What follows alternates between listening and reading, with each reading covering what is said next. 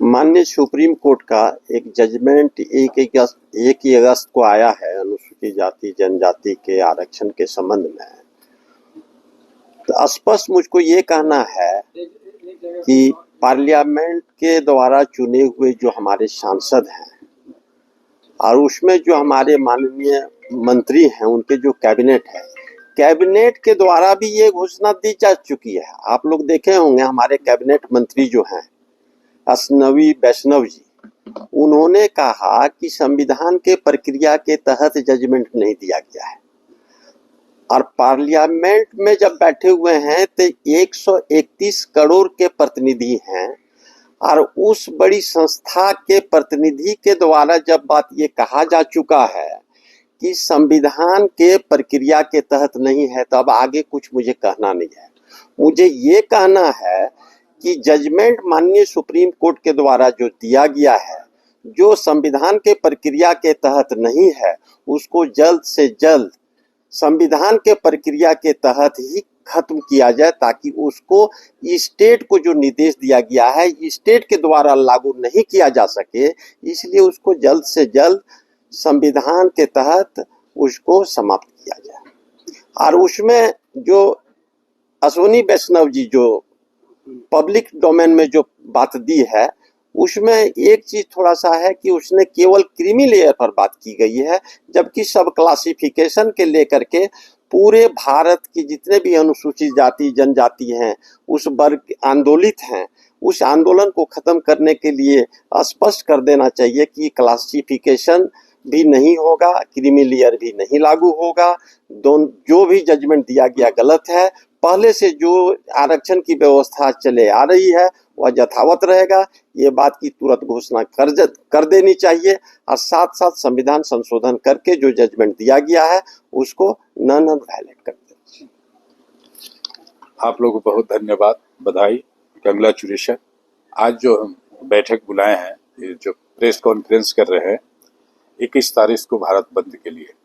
भारत बंद है इसलिए कि अनुसूचित जाति के आर्टिकल 41 के तहत छेड़छाड़ की गई सुप्रीम कोर्ट द्वारा, उसके विरोध में हम पूरे भारत को बंद करेंगे। सारे साथी लोग जो SC ST OBC के जो प्रभावित लोग हैं, उनको मानसिक, इकोनॉमिकल हर तरह से सहयोग हमारे साथ है। पूरे देश में आरक्षण के ये जो फैसले आए हैं विरोध में, क्रीमी लेयर, उसके खिलाफ अनुसूचित जाति जनजाति के लोग सड़क पर उतरेंगे। और लंबी बात नहीं करना है, आप लोग के से निवेदन है कि हमें इस बंदी में सफल बनाने का पत्रकार मीडिया लोग भी सहयोग करें।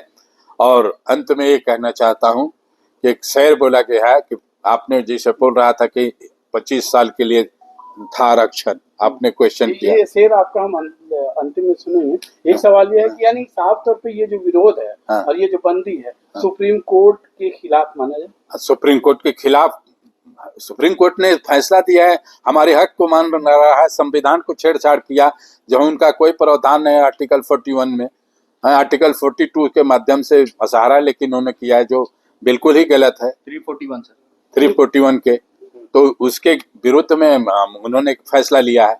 इसके चलते हैं अनुसूचित जाति जनजाति पिछड़े वर्ग तमाम लोगों के हाथ है, इसलिए हम लोग भारत बंद कर रहे हैं। और सरकार से मेरी मांग है कि सरकार जिस तरह से इलेक्शन कमीशन के जब राष्ट्रपति कमीशन में जब बोला था उन्होंने चीफ जस्टिस कि एक पर डेलीगेट जो रहेगा चीफ जस्टिस के हाई सुप्रीम कोर्ट के मेंबर रहेंगे, एक रहेंगे विपक्ष और एक पक्ष के 3 मेंबर रहेंगे, तब उसका इलेक्शन कमीशन का चुनाव होगा।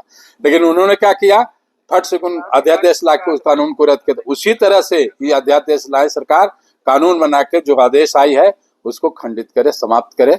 इसीलिए हम लोग 21 को बंदी कर रहे हैं। और आपने कहा कि 25 साल के लिए आरक्षण था, नहीं, आरक्षण इसलिए है कि गैर बराबरी समाज के अनुसूचित जाति आज भी अनटचेबल है, ट्राइबल भी आज भी, ट्राइबल में भी अनटचेबल है। तो ये अनटचेबिलिटी के ऊपर आरक्षण मिला है, क्रीमी लेयर और इकोनॉमिक क्लास के नहीं है। हम राष्ट्रपति भी बन जाते हैं तो बोलता है दलित है, ये मंदिर में नहीं जा सकता, जाएगा तो धुलाई होगा। आपके महामहिम राष्ट्रपति है जिनको पार्लियामेंट उद्घाटन में नहीं बुलाएगा, राम मंदिर शिलान्यास हो वहां नहीं बुलाएगा, तो कहाँ नहीं गैर बराबरी है। तो इसलिए इसके हम उस बात को कंपेयर नहीं करना चाहते हैं। प्रेजेंट में यह है कि इन्होंने जो फैसला दिया है क्रीमी लेयर का, वो असम्मानित है, असंवैधानिक है।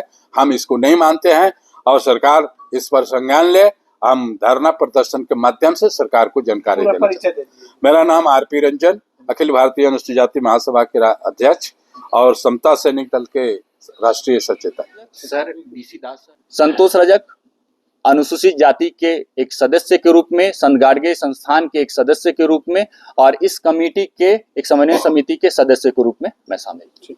ये माननीय उच्चतम न्यायालय के द्वारा 1/8/2024 को आर्टिकल 341 के तहत जो न्यायादेश दिया गया है, उसका पूरे भारतवर्ष में अनुसूचित जाति जनजाति समाज के सभी लोग अपने अपने बैनर के तहत पूरी तरह से शांति रूप से, संवैधानिक रूप से, अहिंसात्मक रूप से और पूरी तरह से कानूनी रूप से हम लोग बंद का समर्थन करते हैं और बंद कराने के लिए सारे संगठन के लोग उतरेंगे।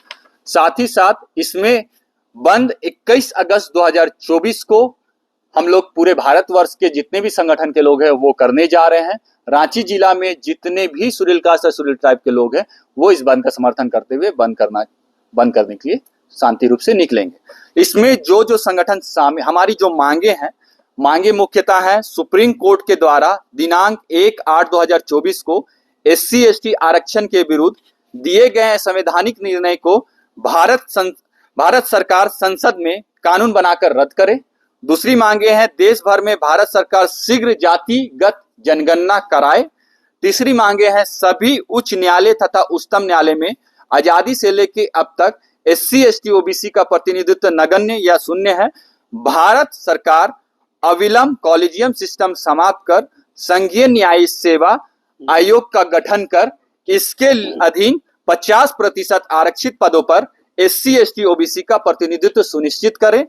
SC/ST OBC के लिए राष्ट्रीय स्तर पर निर्धारित आरक्षण प्रतिशत के अधीन लगभग 1/3 से ज्यादा पद खाली पड़े हैं, उन रिक्तियों को अविलंब भर्ती करें। इन सभी समर्थन में जो जो संगठन आए हैं उन संगठन का मैं नाम ले लेना चाहूंगा। हम संगठन लिख देंगे। आप ये बताइए कि आखिर आर्थिक जो आरक्षण की जो बात आई है, जो न्यायालय की तरफ से जो आदेश है, उसमें क्या त्रुटि है, उसमें क्या त्रुटियां पाते हैं, आप क्या कमियां?